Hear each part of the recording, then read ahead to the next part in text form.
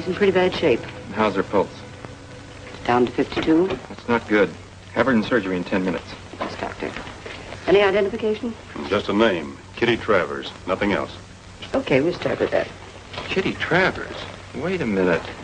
Do you know her, doctor? No, but I remember reading about her in the paper some time ago. She must have just been released. Released?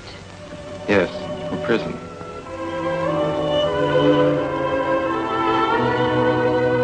Hope I'm not putting you out too much, Mr. Barker.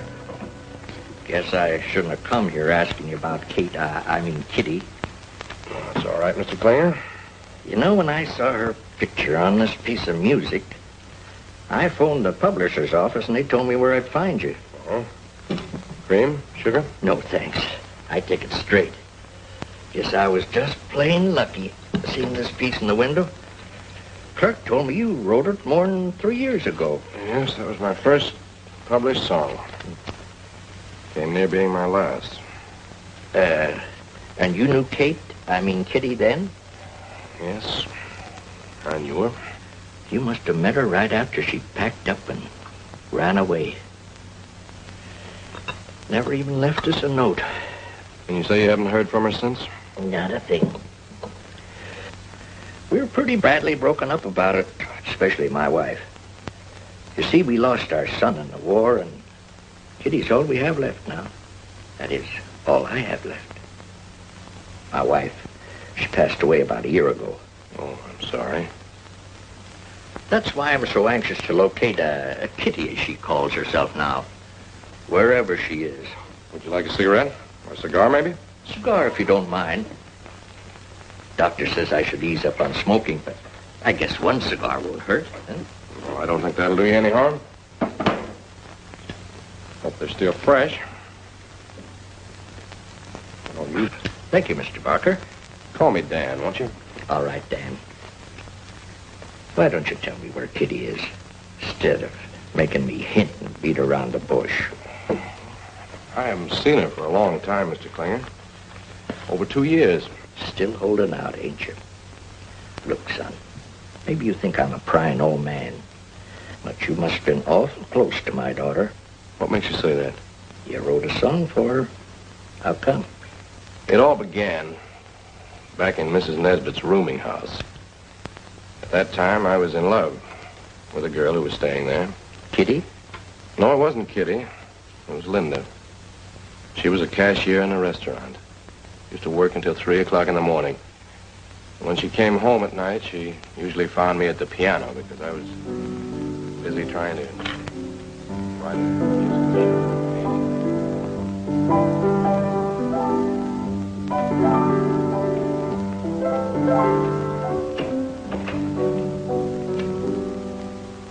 Hello, Dan. Oh, hello, darling. Don't tell me it's 3 o'clock already. It's 3:15. Gee. Did you finish the song in the second act? Yes, I did, believe it or not. It turned out pretty well. You want to hear it? Mm-hmm. Listen. Keep it down. All right, all right.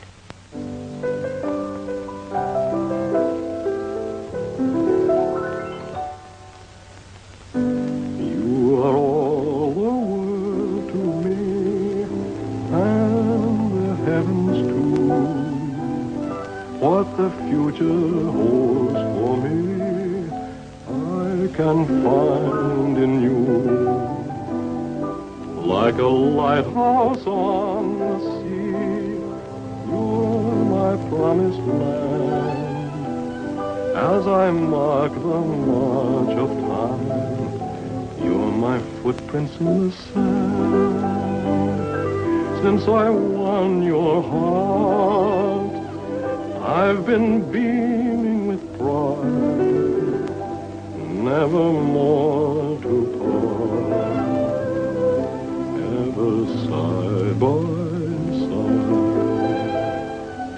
You are all a world to me, all a world I've known. When I hold you in my arms, then the world is all my own.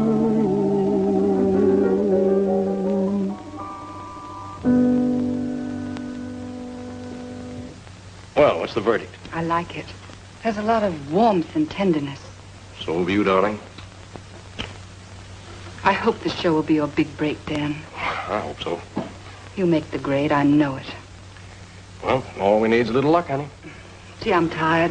And I've got an early appointment with the dentist. Are you going to work some more? Oh, sure. I've got to get started on that second act finale. Good night, then. Good night, darling.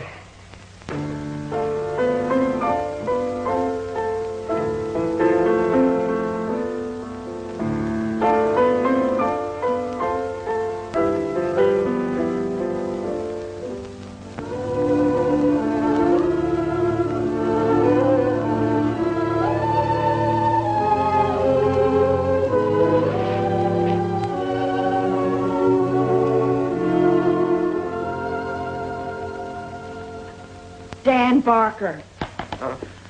For goodness sake, why aren't you in your bed? Oh, Miss Nesbitt. What time is it? Nearly 7. All the others are getting up now. Getting ready for work. Well, what do you think I've been doing all night? Oh, I know. Composing.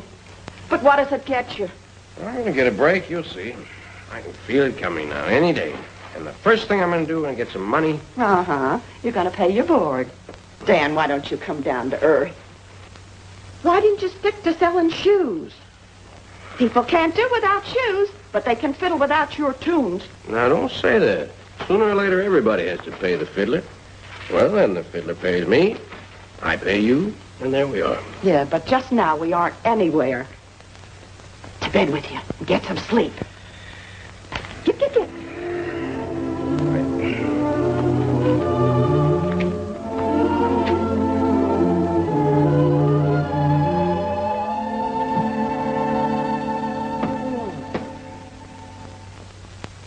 What will Jim say when he learns that Norma has married for money when she could have found love? Who cares? It's 7 o'clock in the morning.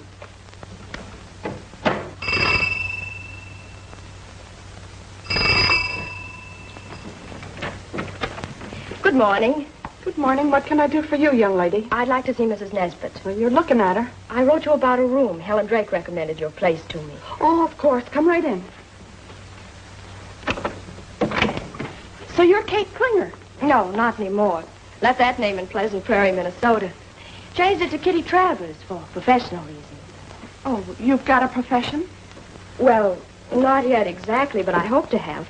Helen wrote me not to worry about a thing. Let's hope she's right. When I came to the city 30 years ago, I knew exactly this was what I was going to do. Oh, excuse me. Now what? I left my cigarettes on the piano. Well, all right, but don't you be smoking in bed and burning the house down. I'll be down before breakfast. All right. What was that? That was Dan Barker. Writes music. For no money so far. Works all night, and in the morning he's too sleepy to know what he's doing or saying. No, I could see that. Now about the rent. I know. It's $28 a week, including breakfast and dinner. That's right. I've got the receipt all made out. Oh, that's fine. It's payable in advance. I'll have to get to a bank first. Open an account. Well, there's a bank right in the next block. But it wouldn't be open yet. Well, come along. I'll show you your room. Breakfast is at 8. Well, yes, I think I did. I can't quite make up my mind about that The soprano was very good. Folks, this is Kitty Travers. Just flew in from Minnesota. This is Mr. Dumont. Travis, it's a pleasure. And I assure you... Mrs. Cosgrove, Irving Miller, Mary Simpson, and this is Linda Ware. Hello, welcome to the family. Thanks. This will be your place, Kitty. So you come from the Middle West, Miss Travis. Yes. Did you have a nice trip? Yes. A young, beautiful girl like you has to be very careful. There's so many wolves around. The young wolves I like. And the old ones don't scare me. Morning, everybody. Morning, sweetheart. Morning, Dan. You look tired this morning. Oh, Mr. Barker, I love that tango you played last night. It's a waltz. Oh, it was so relaxing it put me to sleep. Well, thanks for the compliment. Would you care for some... Oh, I beg your pardon. I'm Dan Barker. And thank you so much for noticing me, Mr. Barker. I'm Kitty Travers. And I'll have a piece of toast. Work all the time. Would you mind passing the cream, Mr. Baker? The cream, certainly. I hate to bother you, Mr. Baker. Barker. Mr. Barker. He's only half awake. I wanted the cream, if you don't mind. Oh, not at all, not at all. I'll get it for you. Oh, the cream. Thank you. I'm sorry, Miss Travis. Travers. All he thinks about is his music. Well, I think I shall attend tomorrow.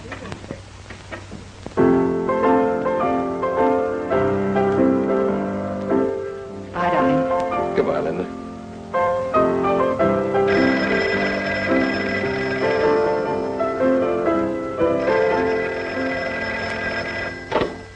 Endicott 043896. Miss who? Kate Klinger. There's nobody here by that name. Wait, it's for me. Oh, hold it. Said Klinger. Hello? Oh, hello, Helen.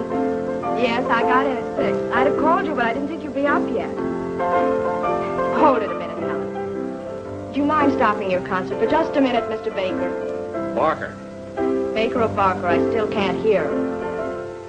Sorry. Hello, Helen? Now that that noise has stopped, what were you saying? Sure. Sure, I'll be there as soon as the taxi can bring me. Mm-hmm. Bye.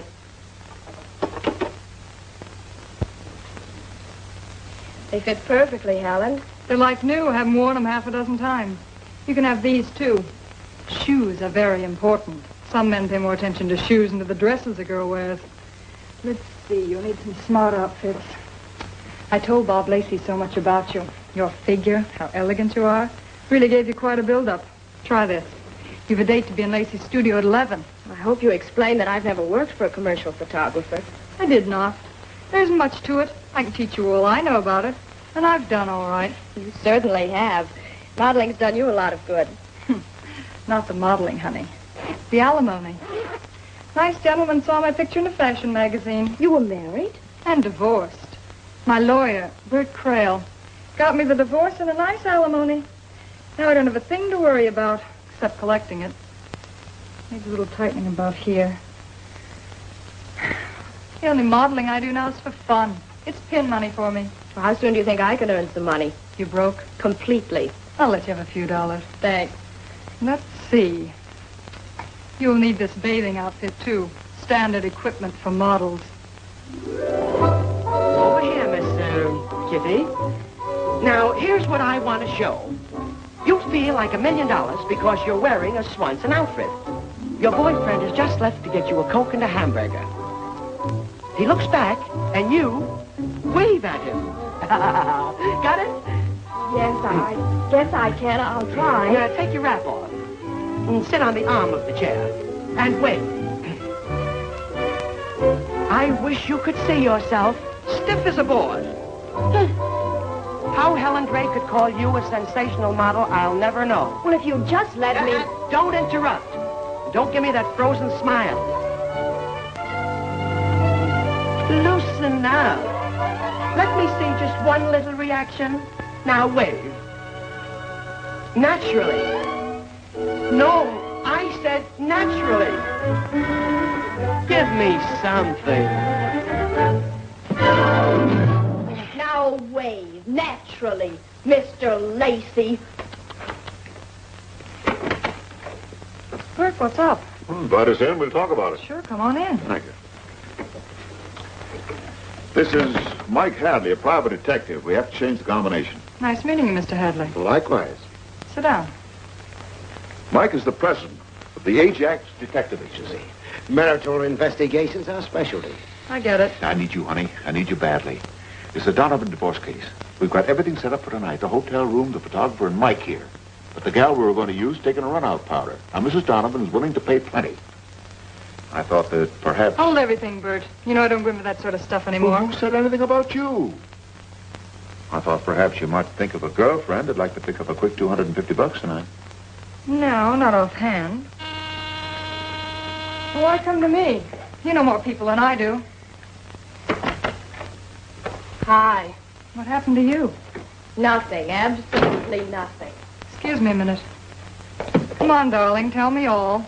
My modeling career just went right out the window. Lacey nagged me to distraction and then tried to manhandle me. Then what? I slugged him. Oh, you really fixed things good, didn't you? Mm-hmm. Well, if you'll just lend me bus fare, I'll go back to Minnesota and forget all about everything.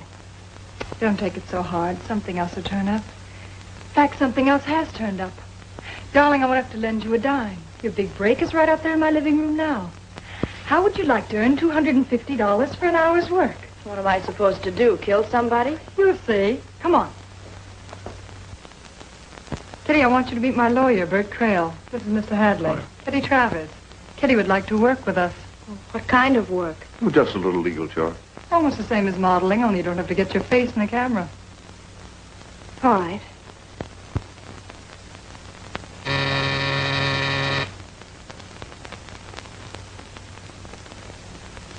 Who is it?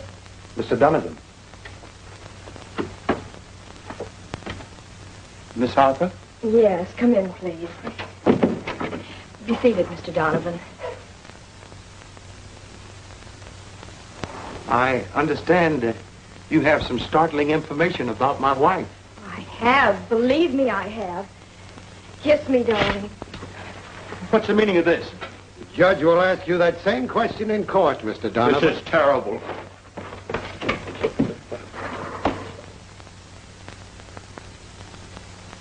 Look, Mr. Klinger, maybe you'd rather not hear the rest of it. I want to hear the truth. All of it. Okay. Well, I didn't see a lot of Kitty at first. Joe Wood, that's my agent, had just submitted my musical show to a producer, and I was waiting to hear from Joe.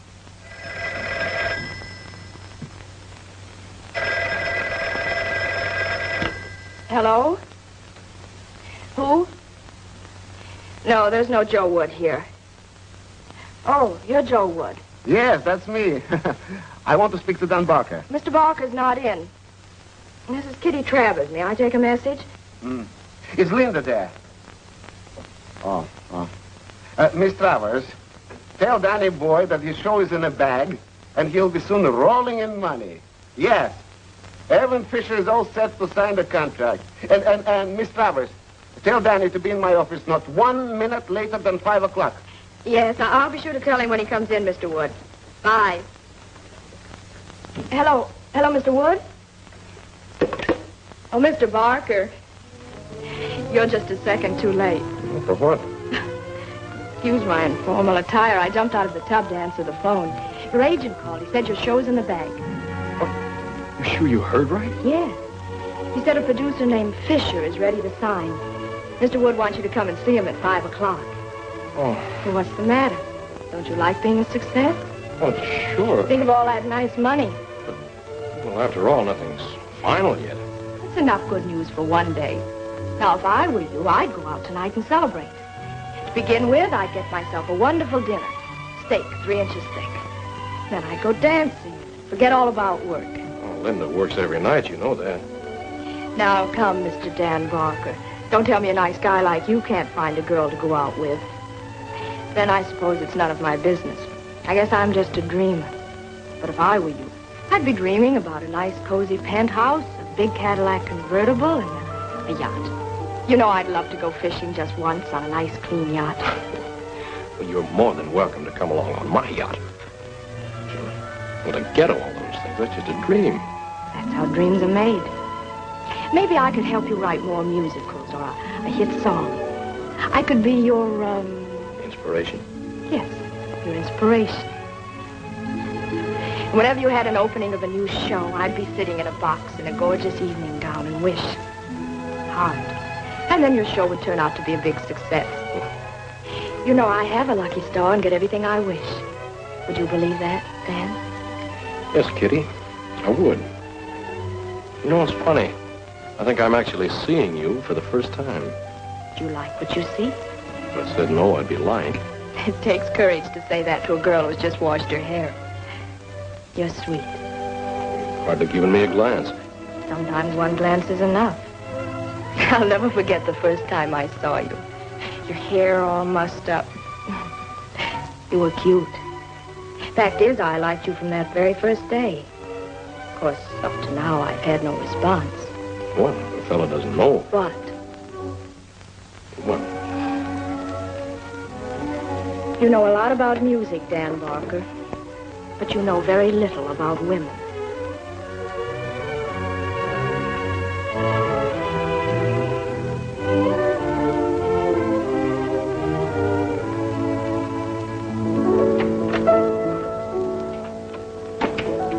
Oh, Dan, isn't it wonderful? I stopped by Joe's office and he told me all about the show. Yeah, it's the break I've been waiting for. You got a cigarette on you, honey? Sure.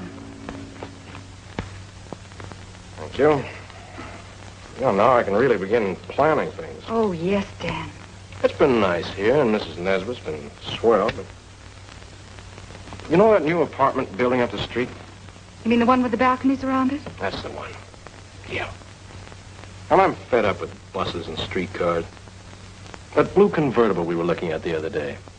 Dan, that was a Cadillac. Well, so what? I'm not going to write just one musical show. But, Dan, a Cadillac. That's a long way off yet. Well, first you need some new shirts, a new suit. Oh, let's be practical, darling. Practical. It's all I ever hear, be practical. I'm an artist, Linda. I can't be practical all the time. Oh, I got to run. I have to meet Joe at 5. I'll see you. And then I said, listen, gentlemen, even if it is his first show, he doesn't have to sell it for peanuts. He's not interested in no minimum royalties because I, Joe Wood, won't let him be interested. And if you don't like our terms, it's just too bad. Look, Joe, aren't we being a little brave? After all, they might get sore and lose interest. Now, how do you like that? You think Joe's an income-pop? Income-poop. All right, poop-pop. But we got plenty of reasons to be brave, plenty. Look here. This is a strictly inside, though. Irvin Fisher has signed Mary Fulton for the lead. Get it? Yeah. And Mary Fulton has the right to okay the show, right? Yeah, that still doesn't mean she will. So what do you know? Mary Fulton has declared, I quote, either I play Marie and Don Barker's show or nothing at all, unquote. Oh, Joe, is that on the level? Is that on the level? Sit down, sonny boy. Danny, I don't tell fairy tales. I know it from Melissa. She's Irvin's secretary. It cost me a couple of pounds of candies, chocolate with marshmallow inside. $3.50, and it's an investment, but was worth it. We're in, sonny boy. All you have to do is sign right here. I can't believe it. I still wish we had Fisher's signature. Danny, please, let me do the worrying. He will come crawling, begging me, please, to let him sign. Greetings, darling. Hiya. What are you bubbling over about? Sit down, dish me the dirt. Remember the boy at the boarding house I was telling you about? The one who writes music? Mm-hmm. I think I'm going to marry him. But you said he's broke. Yes, but right now he's teetering on the brink of success, and I'm going to push him over. The musical show he's been slaving over is going to be produced on Broadway. No. Has he proposed? No, but he will, and very soon. Of course, he doesn't know it yet. But he's taking me out tonight. I seem to remember he mentioned a girl he was going to marry. How come he isn't taking her out? She's working late. You know, the sense of duty type. You really in love with the guy? I think so. Where's he taking you tonight? I don't know. Why can't we celebrate here? You could serve him a home-cooked dinner. I'll even lend you a gingham apron to complete the illusion. Songwriters are pushovers for gingham girls. Well, that's sweet of you, but I sort of had an idea I'd like to be alone with him. Okay. I'll go see a movie. Thanks, Helen. You're a real friend. Always glad to smooth the path of true love. Here's another little tip. After the gingham apron routine, don't let him help you do the dishes. Men don't like it, even though they pretend to. Turn on the record player and relax. That soft, light, sweet music stuff, it never fails. So I heard.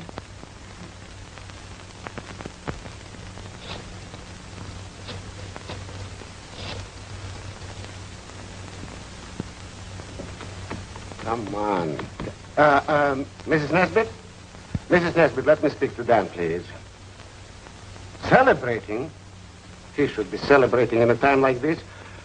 Where is he? Where did he and Linda go? I don't know where he went, and he didn't take Linda with him. He took Kitty Travers. He's celebrating without Linda. Why? How should I know? This isn't information, please. Do you want me to tell Dan something? Yes. I mean, no. I'll tell him myself. Have him call me in the morning. Please.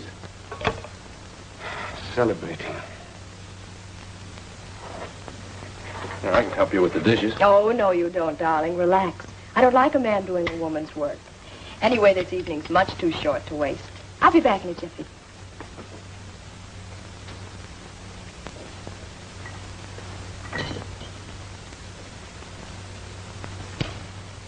your 8 o'clock weather report. Hudson River Valley, north of Poughkeepsie, overcast with slight ground fog for early morning, clearing towards late afternoon. Weather in the Catskills, fair and warmer as the day progresses. You could have Slight picked a more cloudiness. comfortable place to Probable sit. rain tomorrow evening.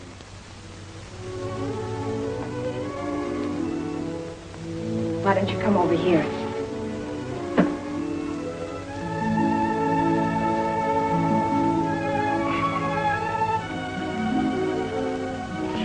You know, you baffle me. I do? Yes, and I hate being baffled. Come here.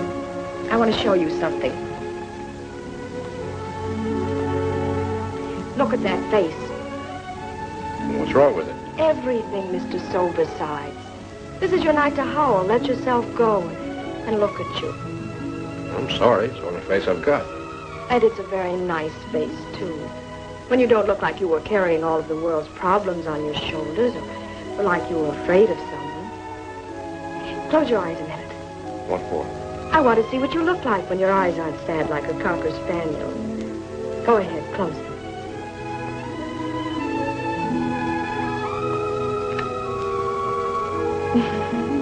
What are you laughing at? You're funny. You've no idea.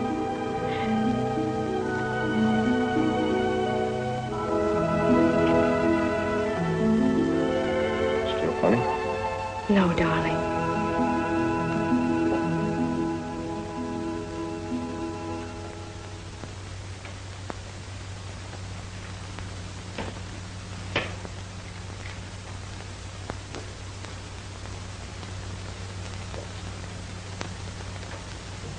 Good night, Dan. Yes, it's almost 1. You must be dead tired, darling. I'll see you at breakfast in the morning. Dan, do you have to tell Linda tonight? I'm going to make a clean breast of it now. Couldn't you tell her tomorrow? Well, I think it's better like this. But you might change your mind overnight. Not a chance.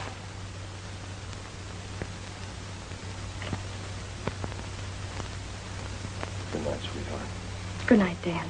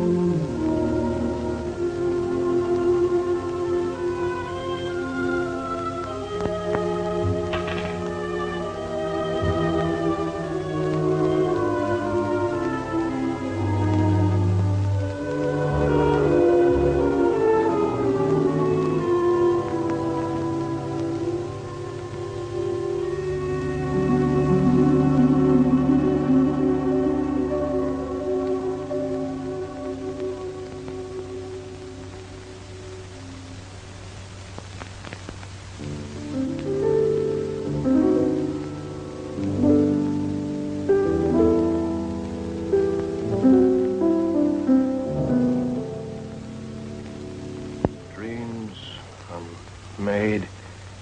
Dreams are made of fondest recollection.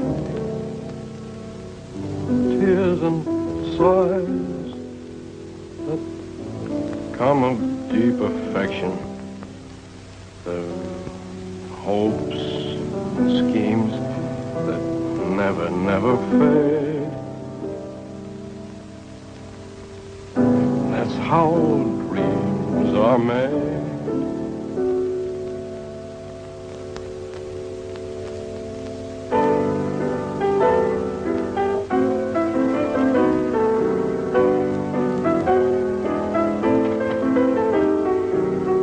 That's very nice.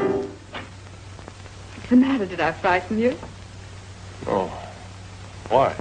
You practically jumped out of your skin when I spoke to you. Linda, sit down a minute, will you? There's something I've been wanting to tell you. Yes, Dan?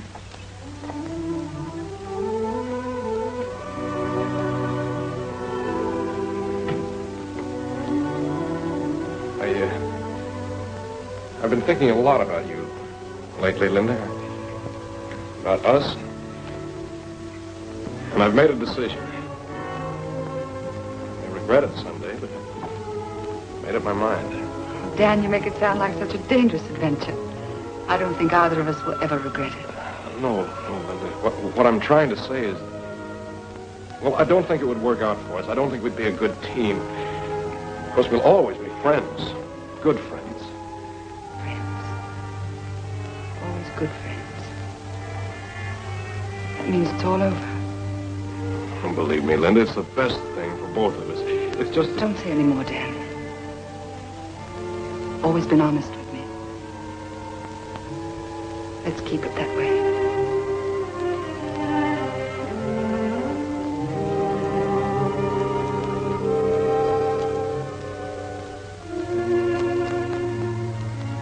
See you. Good night, Dan. Oh, Linda, wait a minute. Don't just...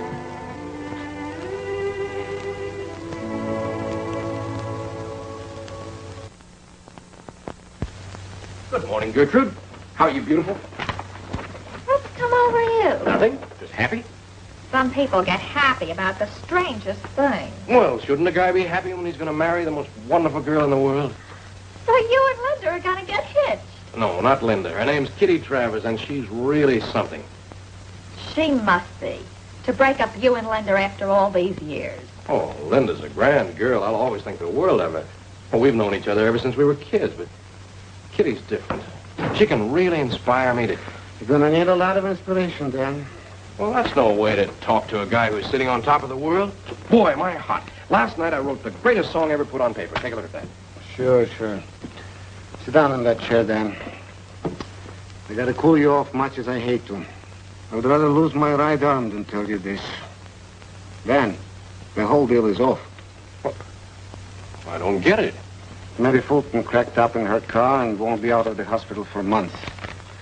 I haven't tried to sign up Norma Houston, but she's tied up, so Irvin is not going to stage the show this year. All my work for nothing. All my plans. Now, let's not lose our heads. Let's talk it over. Maybe we can think of something. Some other time, Joe. I'll call you. Maybe tomorrow. Bye, Dan. Gertrude.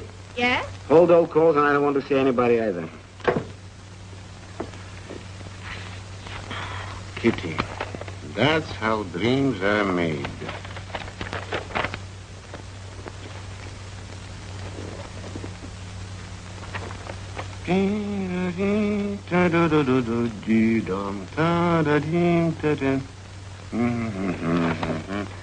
Good.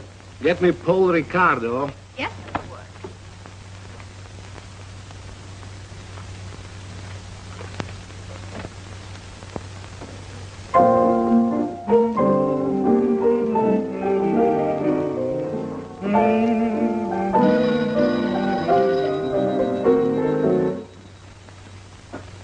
Yeah? Put him on. Hello, Paul? Paul, I got a hit for you. A great song. Yeah, hold on to it. Hold on. Listen a moment.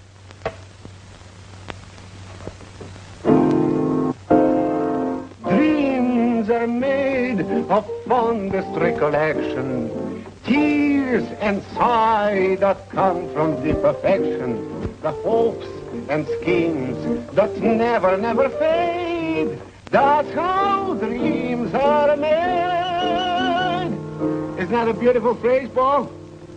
That's how dreams are made. Hearts that beat in sweet anticipation. With the dawn, you greet the whole creation. You feel they're real, the things for which you prayed. That's how dreams are made. Wait. Have patience. Oh, don't talk to me like that, Kitty.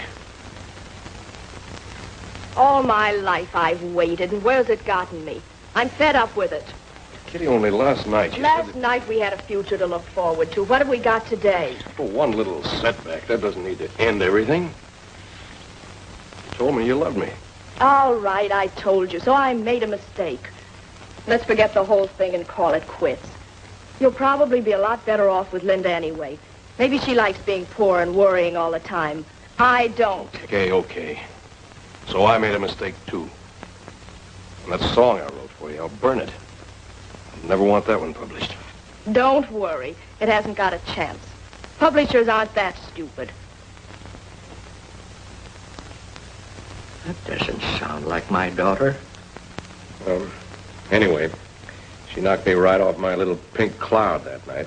What was left of it. And when I came down to earth, only one thing seemed important. I had to get Linda back. Linda. Do you have a minute? Yes. I'd like to talk to you. What is there to talk about? I know I haven't any right to ask you this, but do you think you could forgive a guy like me? Don't you realize how much you've hurt me? Yes, and I feel awful about it. But you've got to forgive me, Linda. Please. Oh, Dan.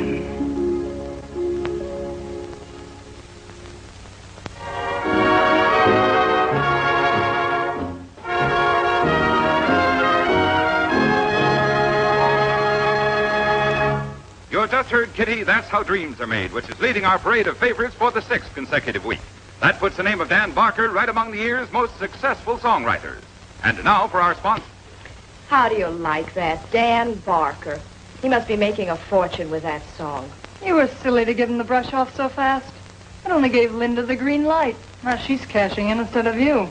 It's Mrs. Linda Barker instead of Mrs. Kitty Barker. What burns me up, he owes all of his success to me. I gave him the idea for the words and the music. And what am I getting out of it? Nothing. But it's your own fault, honey. You had all the trump cards. Could have had a more pleasant life than staying here with me and doing those occasional modeling jobs.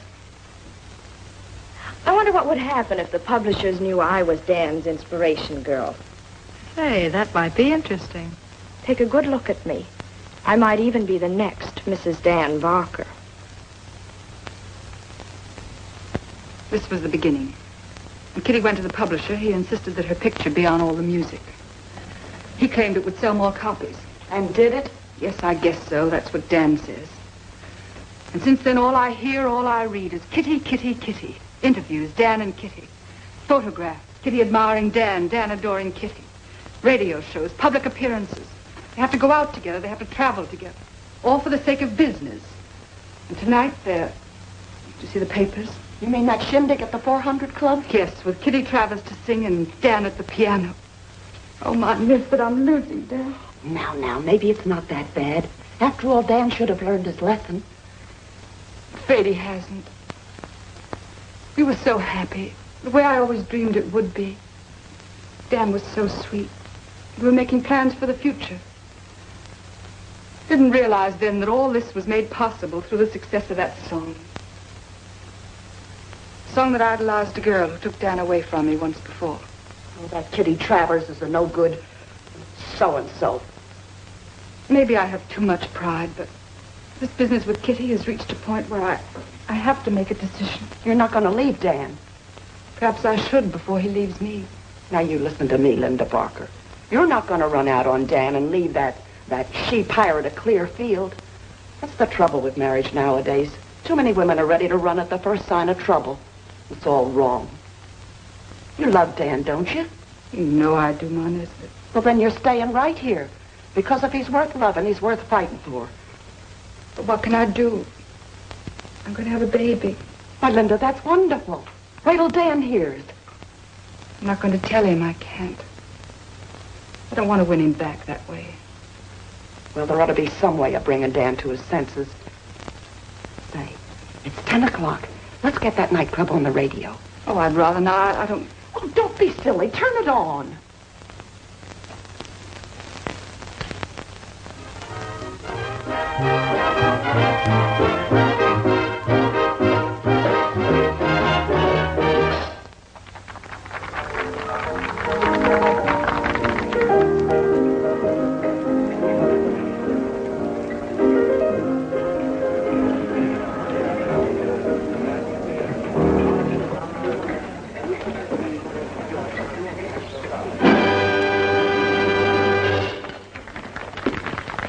Thank you. Thank you, ladies and gentlemen.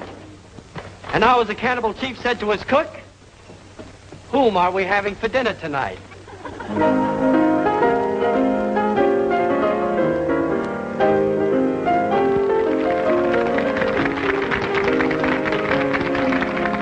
Well, I see you all know the tune. So meet the composer, Dan Barker.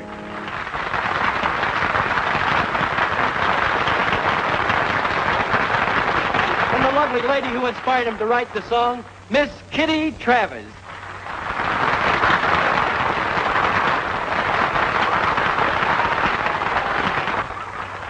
They're applauding the hussy. Some inspiration, if I may say so without getting my face slapped.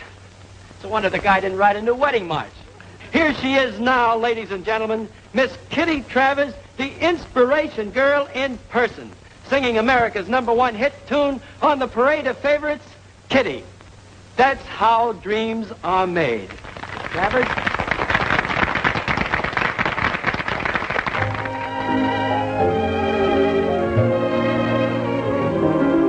Dreams are made of fondest recollection, tears and sighs that come of deep affection, the hopes and schemes that never fade. That's how dreams are made. Hearts that beat in sweet anticipation, with the dawn you greet the whole creation. You feel they're real, the things for which you prayed. That's how dreams are made. In slumber you can number the joys in store. You borrow from the morrow in dreams, recalling parting kisses last night at the door, and now how you yearn for more. And so to bed with twilight as the cover, sleep and rest, the hope chest of a lover, the happy future passes in parade. That's how dreams are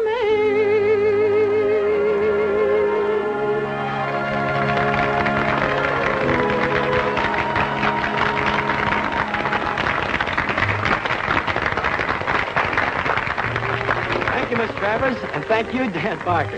And now, could you tell us something about your plans for the future? Well, we're supposed to... We're leaving on a 2-month tour. Personal appearances in the theaters and nightclubs. I'm sure we're both going to enjoy it very much. And after that?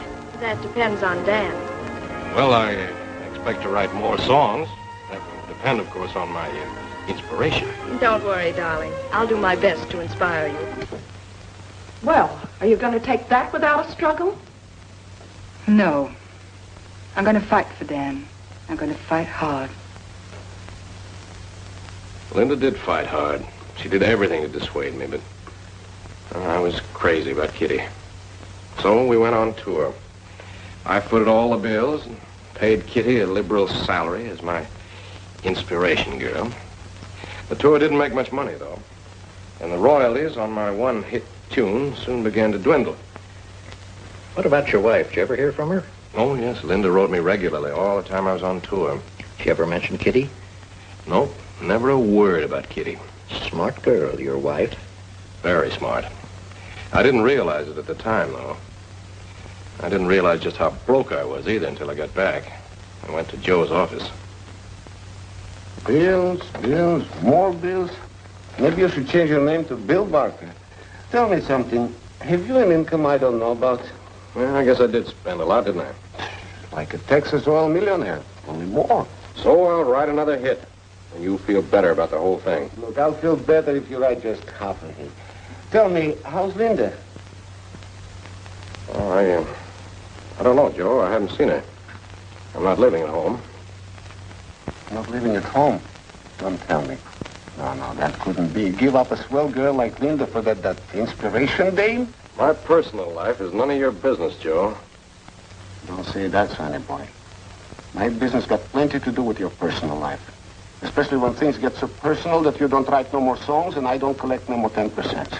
All I'm collecting now are bills, and you ain't got no money to pay them with. Maybe you got a suggestion what to do about them. And I don't mean throwing them in the wastebasket. I told you I'd write another hit, so stop worrying, will you? Then write it before the 10th of the month, please. It will make your creditors very happy. Inspiration, girl.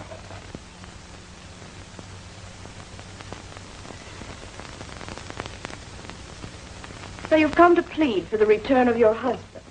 You're wrong, Kitty. I'm not pleading. I merely came to tell you that you can't have Dan. What makes you think I can't? I know him. Much better than you do. Much better than he knows himself. Dan's a dreamer. All artists are. And infatuation isn't love. I suppose he loves you. Yes, he does. Sure. That's the reason he's been showering me with presents. I know all about that. I hardly think there'll be any more presents. What do you mean? Did you ever try to buy a present with a dream? Dan is broke, Kitty. He hasn't anything to offer you anymore, so you have nothing to offer him. Nothing to offer. Well, I like that. Who inspired him to write the only song that ever made a nickel for him? Answer that one, Mrs. Barker. You did. But he wrote a song for me before he knew you even existed. A song about real things. A song you could never inspire. That's how I know Dan will be coming back to me. Goodbye, Kitty. Coming back to you. That's a laugh, a big laugh. Let me tell you something.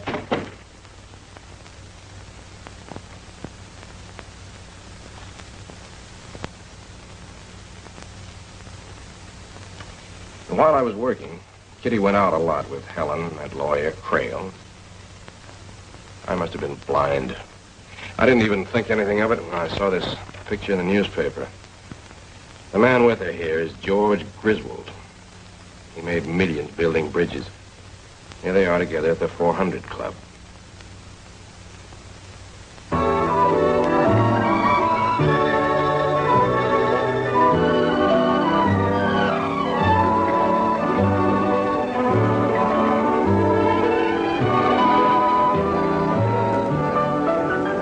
That gleam in Griswold's eye.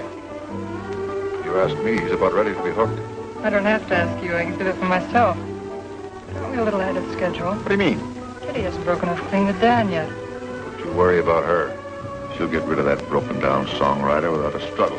She'll marry Griswold after a few boring months, get a divorce, $1 billion alimony, and I'll get my cut. And I'll get mine. Don't forget, I arranged for her to meet Griswold. I think if I were you, I'd stop fretting about this deal and start worrying about myself. Meaning what? Well, I might as well tell you today is wait until tomorrow. You have picked up your last alimony check, Helen. What? You're a great joker, Bert. No, I'm not joking. Your ex-husband came to my office a few hours ago with his attorney. Seems that the business goes into receivership tomorrow. There'll be no more money for you, Helen. He can't do that to me. He's doing it. Oh, listen, you're my lawyer. You've got to make him pay. Did you ever hear the old expression, you can't squeeze blood out of a turnip? I can send him to jail, can't I? Possible, but not probable. You know, judges have a nasty habit of listening to both sides of the story. Of course, if you do send him to jail, you can always collect the $30 a month. They pay him for the work he does. $30 a month. Spend more than that on cosmetics. What am I going to do? Well, you can go back to modeling. You're familiar with that work. Of course, it's not as much fun as picking up alimony checks, but at least it's a living. You listen to me, Bert. Here they come. Well, folks, did you enjoy your dance? I did. I don't know about Mr. Griswold. George. Why shouldn't he?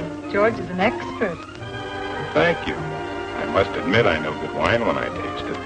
And a lovely lady when I dance with her. But at least it's more interesting than building bridges. Let's say it's different. I think building bridges is very interesting.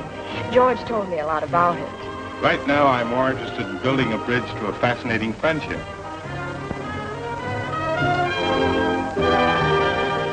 Asking you for the last time, Kitty, where have you been? I hope it's the last time because the answer's still the same. It's none of your business. You're not my husband, fortunately. Oh, don't talk to me like that, Kitty.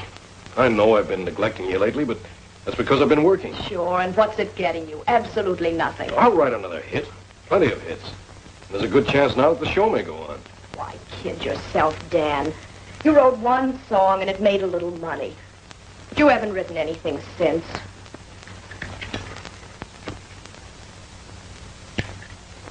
Thank you. You're through. You're all washed up. You're a has-been. Stop that kind of talk, will you? Stop being dramatic. It doesn't impress me. And besides, I won't take orders from you. It's awfully late. Why don't you run along home? It's your wife, maybe, if she'll take you back. You're trying to tell me we're through? That's the general idea.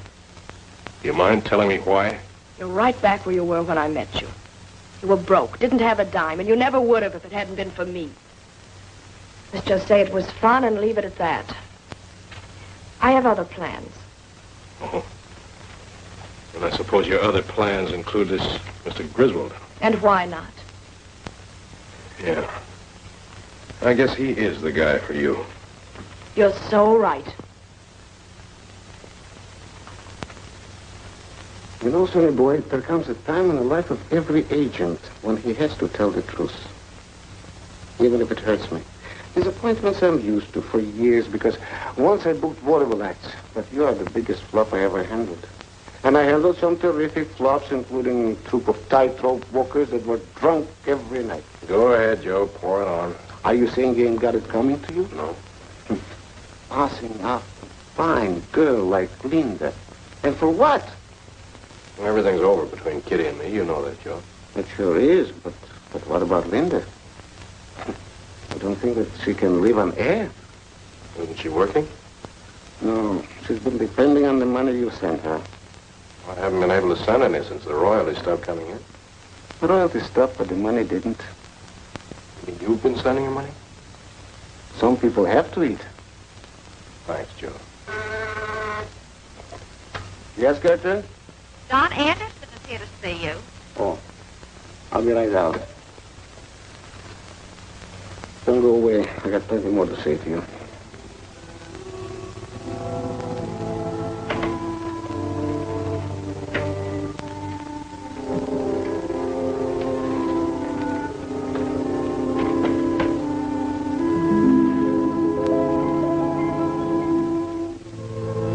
Hello, Dan. Oh, thank you, Linda. Won't you come back? You'll have me.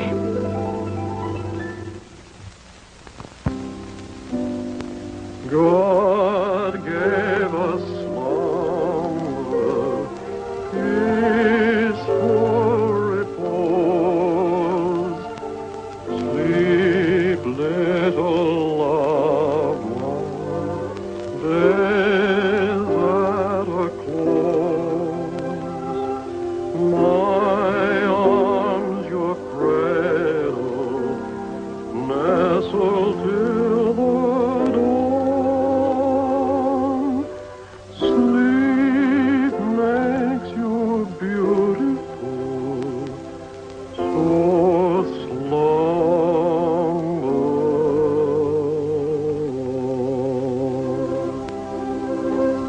Nice little ditty. Nothing great, nothing like Kitty. I ain't got the other song, but it will make some money. You know, Papa, being here tonight gives me a big regret that I never got married. I should have had a couple of kids, maybe, to carry on the agency. Dan, I insisted you dedicate the lullaby to our son. What do you think? Promise? Promise. And here's another promise. Whatever money comes from the lullaby is going into a bank account for Dan Jr. And with the first money that comes from the show, I'm going to buy a really nice diamond ring for you, darling. Well, what's wrong with this one? Nothing. Just a little, isn't it? I had it appraised. It must have cost George at least $5,000. Nice little anniversary gift, I must say. Wish I had a setup like this. Tell me, how does it feel being married to $40 million and 60 years of young manhood? Not bad. Not bad at all. Speaking of anniversaries, Kitty, Perhaps today would be a good day for us to talk business. What business? Our little agreement. Remember? I didn't expect you to stay married to Griswold as long as this. Perhaps you better stop by my office tomorrow and we'll discuss the details of your divorce. I'm sorry, Bert, but I've decided not to divorce him. Well, that's an interesting decision. Why? George is kind to me. He gives me everything I want without question. He pampers me all the time. I've grown quite fond of him. In fact, I think I love him. Oh, how touching. And how unfortunate that you'll have so many nasty things to say to him in the court. I told you just a minute ago that I'm not divorcing George. It won't take me more than a minute to change your mind. Nothing you can say will change my mind. If you think I'm giving up $40 million for my share of $1 million, you're crazy. But you promised us... You shut up. I want you to leave.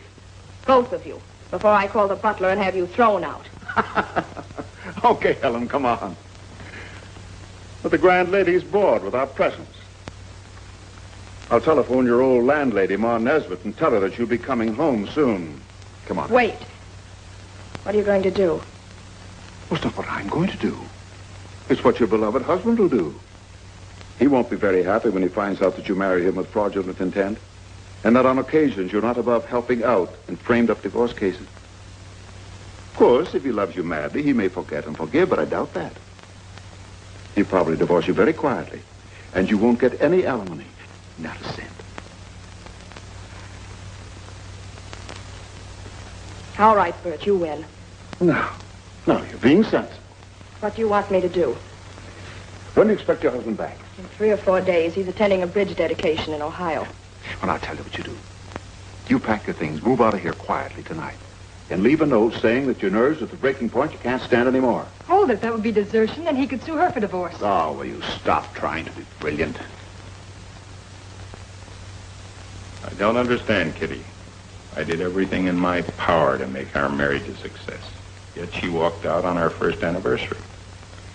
I hate to say I told you so, George, but this fellow Crail is no credit to the Bar Association.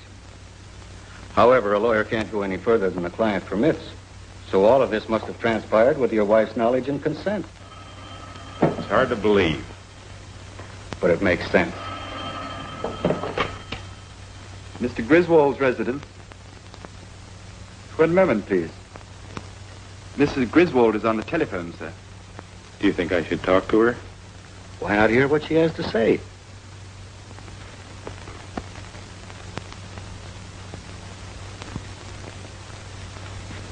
Yes? Oh, George, I'm so glad you came to the phone. I thought you'd be too angry to even speak to me. I realize now how silly I've been, and I'm terribly sorry. I'd feel much better about it if you'd give me a chance to explain. I think you better do your explaining to my attorney. Oh, don't be like that, darling. At least we can talk it over. I don't think we have anything to discuss. This isn't like you at all. You've always been so kind, so considerate, and now you're being cruel. I don't understand how you can call me cruel. Please, George, I've got to talk to you. Well, I can see you here tonight at 8 o'clock. I'll send a car to pick you up. That's very sweet of you, George, but I wish you could manage to come here. I'm really too ill to go out. Oh, I'm very sorry to hear that. Now, where are you staying? I'm living at 487 West 82nd Street, the Derwent Gardens, apartment 5. There's a private outside entrance. I'll leave the door unlocked. You can come right in. Very well. I'll be there at 8.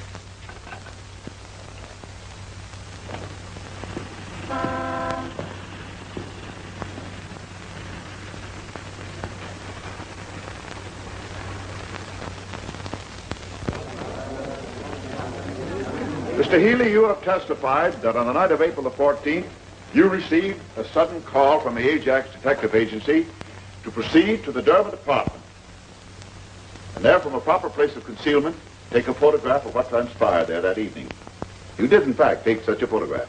Yes, sir, I did. Is this a true reproduction or enlargement of the photograph you took on that occasion? It is. Thank you, Mr. Healy. Your Honor, I wish to submit this as the plaintiff's first exhibit. No objections. It will be admitted and marked as Plaintiff Exhibit 1. Just a moment, Mr. Healy.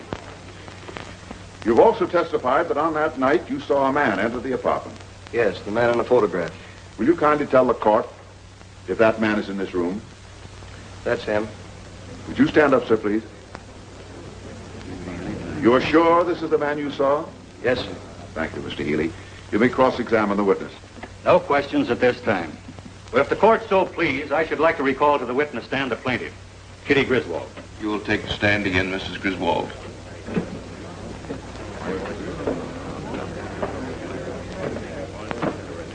Mrs. Griswold, during your marriage, did your husband at any time have a telephone conversation with another woman in such a manner as to arouse your suspicion?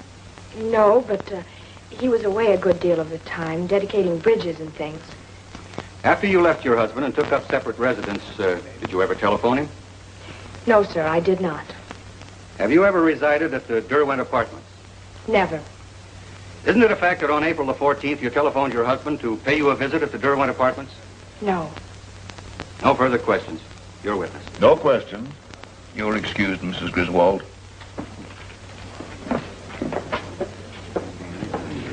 Your Honor, please, I should like to recall Mr. Griswold to the stand. Mr. Griswold will please take a stand.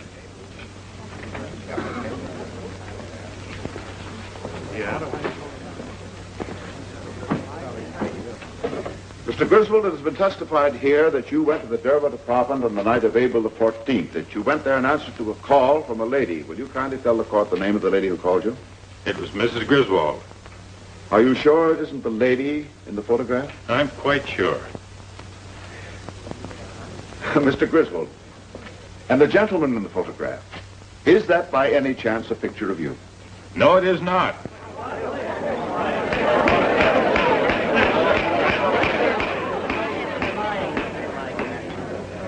Mr. Griswold, as one of the nation's leading industrialists, I take it you know the difference between truth and falsehood. I do. Do you know it is perjury to state as true a material fact which you know to be false? I do. I want you to think carefully before you answer the next question. You have testified that on the night of April the 14th, that your wife telephoned you requesting you to go to the Derwent apartment. Now then, at any time during the evening of April the 14th, were you in the vicinity of the Derwent apartments? Yes.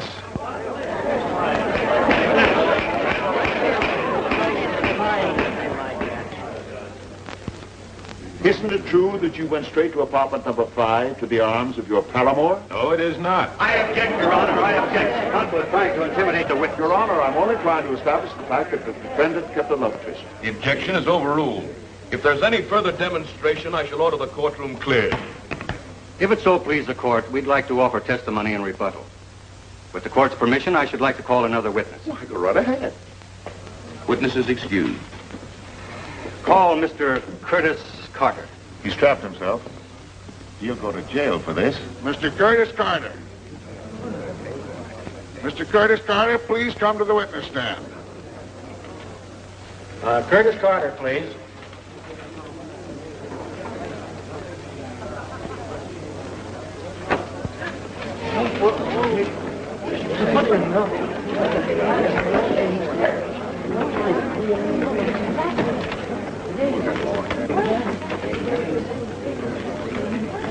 Raise your right hand. Solemnly swear that testimony you're about to give the truth, all truth, and none but the truth. I do. State your name. Curtis P. Carter. Take a stand. Mr. Carter, what is your occupation? I operate a poultry farm at Kingston. Are you quite sure your name isn't Griswold? Positive. Will you please tell the court, Mr. Carter, have you ever been employed by George W. Griswold? For 10 years off and on. In what capacity? Oh, I was paid to go places and pretend I was him. What sort of places? Oh, posing for pictures for newspapers, newsreels, things like that. Now then, Mr. Carter, were you employed by Mr. Griswold on April 14th of this year? Yes. I was paid to go to Derwent Apartments and meet some lady. Did he tell you why he sent you instead of going there himself? Yes, sir, he did. And what reason did he give? He said he suspected a frame-up by Mrs. Griswold and her lawyer. I object. On the grounds of this hearsay. I make a motion that the answer be stricken. Sustained. Mr. Carter, do you recognize the man in this photograph? I sure do. Will you tell the court who it is? That's me. Ain't a bad picture either. Right pretty girl, too.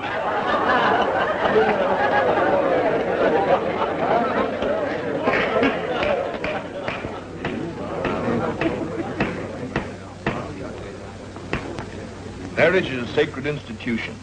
It is not to be made the subject of mockery in the courts. Our alimony laws were established as a protection for women and children, not to be used as a racket in the hands of designing women and scheming lawyers.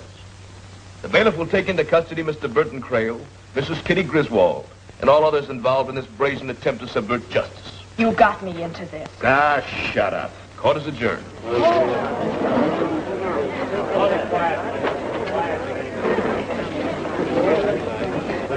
This way to the prisoner's pen, lady. But I'm not a prisoner. Oh, yes, you are.